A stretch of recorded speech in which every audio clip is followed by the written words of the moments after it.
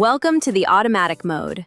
Your first draft is generated, and now you have full control over the structure and style. In the center, you have the full visualization of your album spreads. This is your live canvas.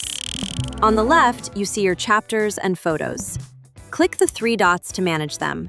You can import more photos, rename chapters, or color code them for organization. At the top, you will find the chapter slider. Drag these points to change the weight of a chapter.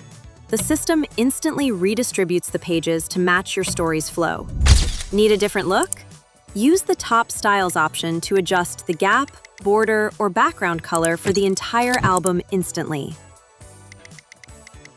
But be careful. Albumteller is a reactive engine. If you delete a photo, the layout shifts. In the next tutorial, we will show you how to lock your favorite spreads to prevent unwanted changes.